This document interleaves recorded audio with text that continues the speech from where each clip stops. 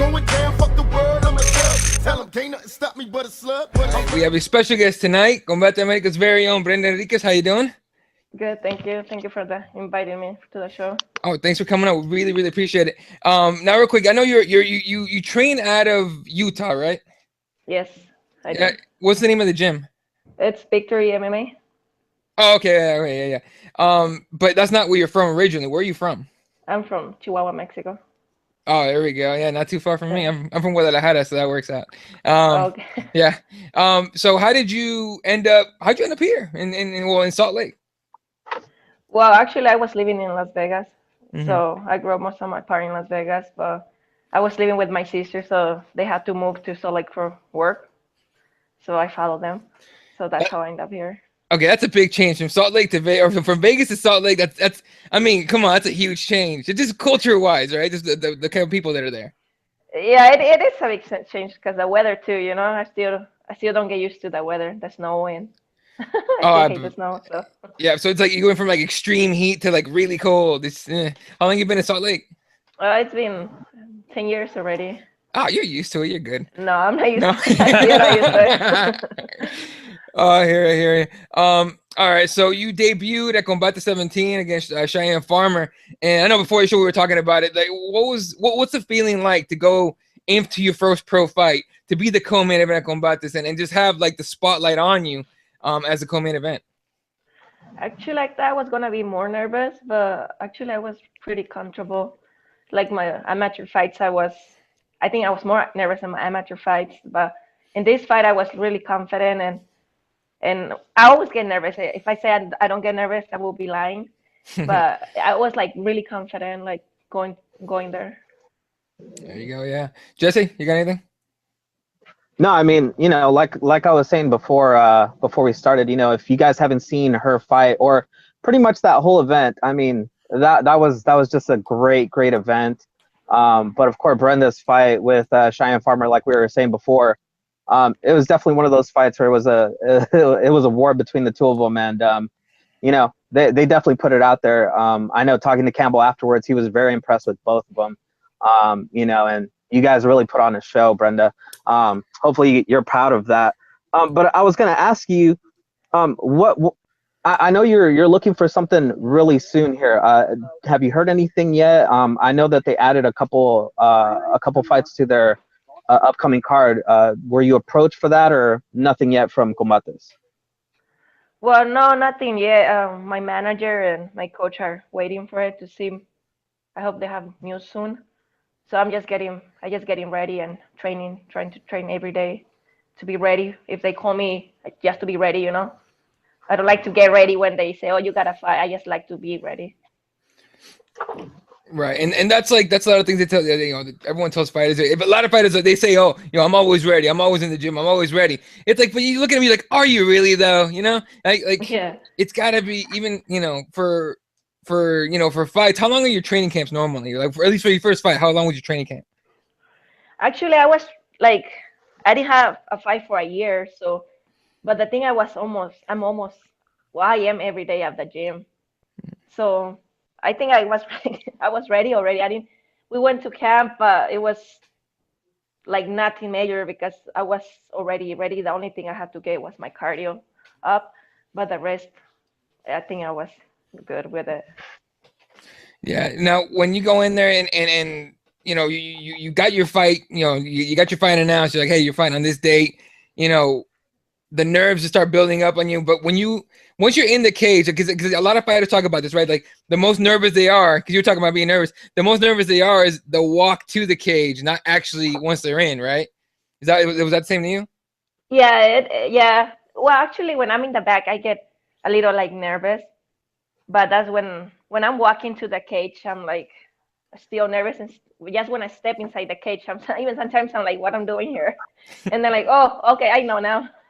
Yeah. But it's a good nervous. It's not like a bad bad thing. I'm speaking to fighters. There's a couple. One of my friends. He's a pro, and he's fought in the regional circuit here in the Southwest. And he's always telling me, he's like, yeah, dude, when I'm walking there, it's like, oh, you first start that walk, like, yeah, let's go. How about halfway there, you're like, I could be doing anything else right now.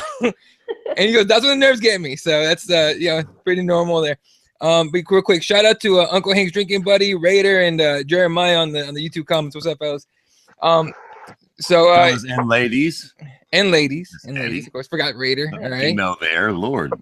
What, dude? She's a Raiders fan, dude. She's cool. That doesn't make her a I know dude. she's not a dude. Okay, all right, cool. All right, I got you. Anyway, so what are you looking for as far as like, everyone talks about, what's your 5-year plan? I mean, do you have a 5-year plan as far as your combat, career goes, and what's your main goal on it? Well, I just want to see what it brings. I don't like to plan the future. Just goes whatever comes. So, but my main goal is like to get more fights I can get, combat, and from there we'll see what will come, what will happen. So.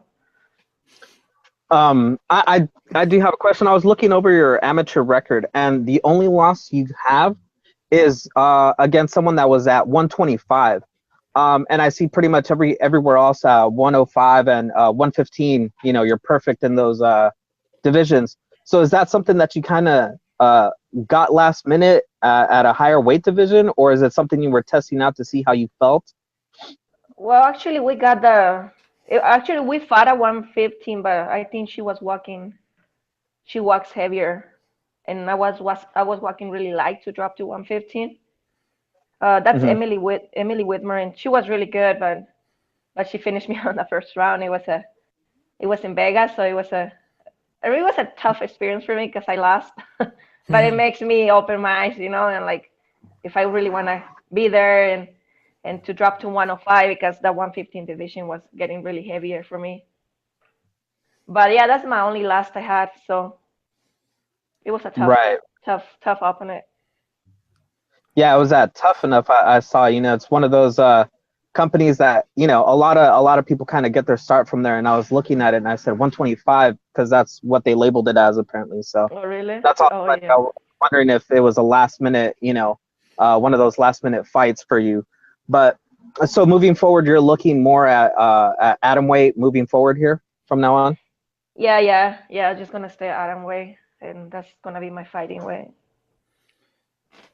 All right. Joey Tremendous has a question. He says, what martial art got you started in MMA? So like what did you first train at, and then you started, you switched over to mixed martial arts? I was kind of curious about that too. Like, how did you get into mixed martial arts in general? Well, it was actually, we always like boxing in my family. So imagine that. Mexican. Yeah. Well, most of the Mexicans, I think we all love boxing. So it was actually me and my brother. We were looking for gyms to start doing boxing. I saw the MMA fights before, but I was like, more on the boxing thing. So we went to this gym, but they do everything. We went to Hidden Valley, and they do boxing, jiu-jitsu, MMA. So when I got there, I would start training, and they got me training MMA, not boxing. But I'm like, okay, I like it. I never did any wrestling or anything before school. I won't say street fights. I was just kind of like defending my little brother. And that was in Vegas? It was in Vegas the most of the time. And some part in Mexico. So, but that's how we started. Like from that gym, they told me they have a MMA fight in 6 months of training, and I'm like, I look at my brother, and he's like, well, take it, and I'm like, okay, let's try it, and I try it, and I won, and I like it, so I keep going. There you go. Yeah, hey, winning's always fun. You can't beat the feeling of winning. I tell you that much. Oh, yeah. Yeah, but as far as so what's your favorite thing? Because I know you can go in a jiu-jitsu class, you can go to Muay Thai, you can go to wrestling. What class do you go to the most? I think it would be Muay Thai. That's where I'm going a lot too. But we always do like an hour of like mix, like wrestling with MMA, and then it's another 1 hour, I guess, completely of Muay Thai. So I just enjoying going up to both of them. Yeah, because I noticed in your fight, the kicks were flowing pretty good, and they look good. And you always get that satisfying snap when you hit your opponent's leg. It's just like pop. And not only do you hear it, if it's loud, if you get it real right, if you hit it correctly, the entire arena hears it, and it was echoing. So that was actually pretty cool to see. I'm a big fan of Muay Thai, so I enjoy watching that aspect of the game. Thank So you. yeah, so definitely was a lot of fun. So what's it like to work with Campbell McLaren? It's good. Yeah, they are really nice persons. I don't get too much contact with them. The one that it's my manager, or like talking to them, but it is really interesting. You know, it's really nice promotion and everything. So they really take care of their fighters. So I really like it. Yeah, and I know they have a Copa Combate coming up. It's like it's 8 man, right, Jesse? 8 man. Yeah, eight Yeah, I think man, it is. one night. I was looking over the rules, so they're basically doing for the first 2 rounds amateur, where it's 3 3-minute rounds, and then it's the final is the 3 5-minute rounds. So Damn, yo, should so be somebody, interesting. so somebody's gonna fight 3 times to win. Yeah, Yeah. I think so. I think Yeah, so. I It is believe how so. it is. Yo, where's this fight taking place at? Mexico, Yeah. Cancun. Yeah, south of the border. You can't pull that shit in America. Yeah, dude, you gotta. Hey, and look, Rashad Evans had to go to Mexico to get a license. All right, no one up here will do it. So you had to go down there. So sometimes you gotta pull strings to get your stuff done. All right, and they're excited. They're super Yo. excited about this tournament. That's for 100 stacks, though, right? The winner gets 100 grand. Yeah. It is. Hell yeah, that'll entice you to come in and scrap. Shoot, man, that's good money for that. Come on, Eddie, Um, what are you doing? You've been taking BJJ. Get your ass down there. It's 100 G's. Oh well, I'm 210 pounds, dog. That's like a bantamweight friggin' tournament, isn't it? You do need to lose a little Yeah. weight. Look, I'm sick. What can I say? no burritos, no tacos for a couple weeks. You'll be fine, Eddie. You know what though? I was reading King of the Cage is having an amateur tournament coming up, I think on December 9th for 250,000, I think, grand prize. So I think they were shouting out for amateurs to come and try out. They were looking for spots to fill. Eddie. I'm already googling it, so hang on a second. Anyway, no, but all right. So as far as like for example, like in this fight, because I noticed like there was a lot of clinch work, right? You fought real well to get your underhooks, and you were able to switch a position. It was kind of going back and forth. Are you trying to use your wrestling a little more in your fights? Yeah, it just depends where it takes place, you know. Like she didn't try to take me down, and I bet most of the people think I'm a boxer because I stand there and bang. Yeah. But I know how to go to the ground, and most of my amateur fights I finished them with submissions. That was Right. my wins, most of them. So, but the fight didn't take place to the ground, and I didn't shoot. I didn't shoot. I didn't even try. I didn't even think to take her down. You know. Mhm. It was. I like Well, to stand up and bang. So it's. Yeah. Unless Be you take comfortable. me to the ground, I defend it. Yeah. But You know, you have to take some comfort in knowing. I was looking at her Instagram page today. She still like had a bruise on her leg a couple days after the fight where he tore up her leg. So some of those kicks were pretty good. I mean, like I said, I was there live, and I mean the crowd was. I don't know if you could hear the crowd. I know a lot of fighters say they can't hear pretty much anything except their corner, and that's about it. But that crowd was really, really lively for your guys' fight. It really woke up the crowd there.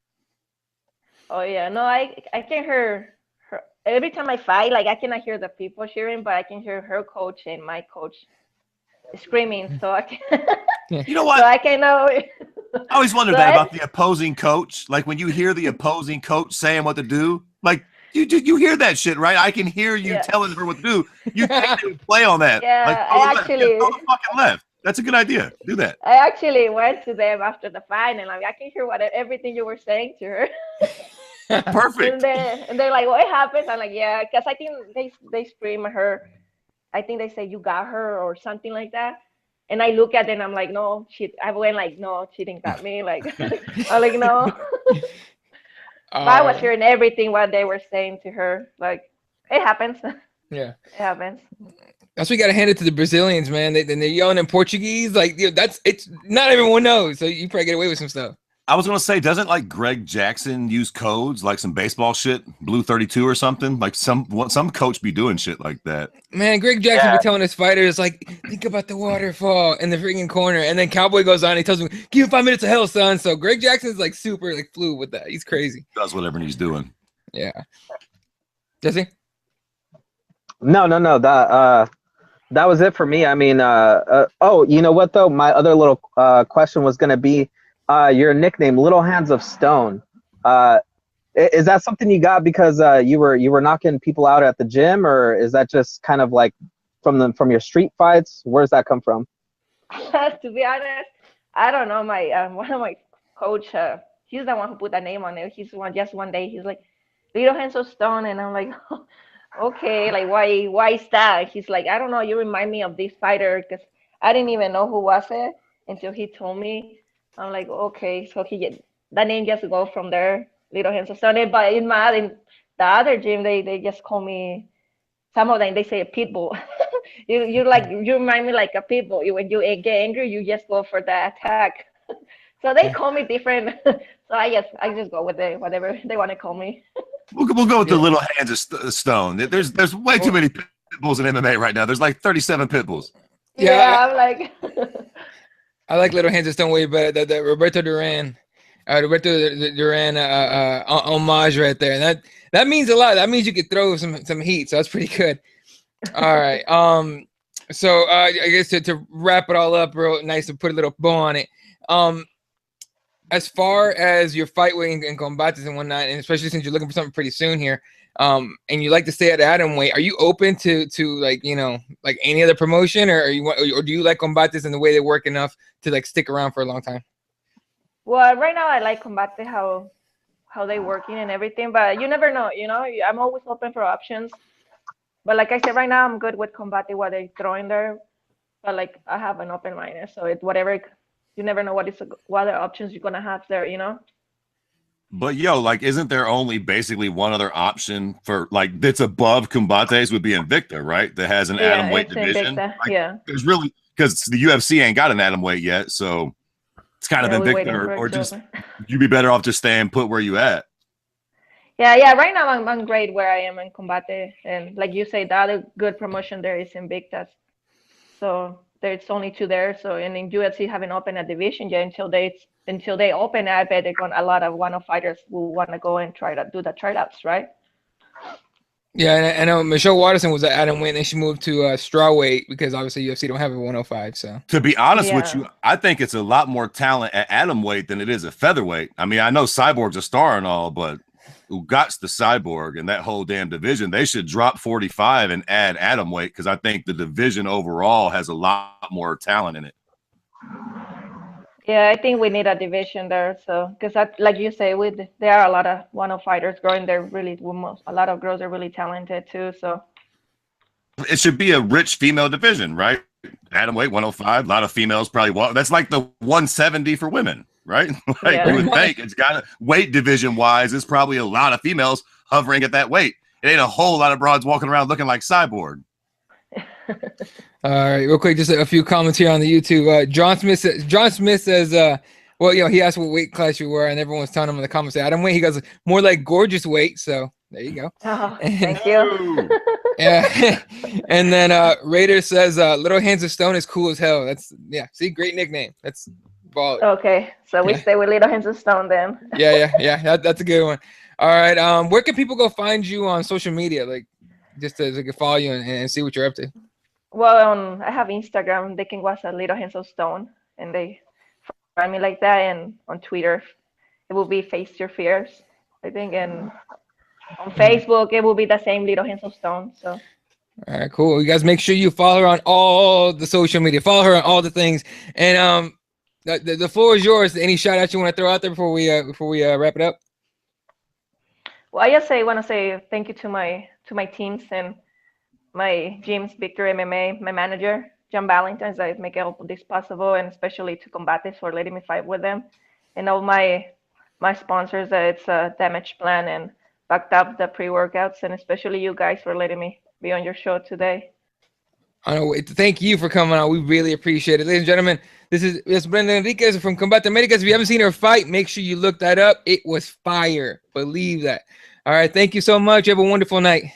Thank you. Thank you. Nice talking to you guys, to everyone. Likewise. Good night. Have a good night. Bye. Have a lovely night. Thank you. Good night. Thank you.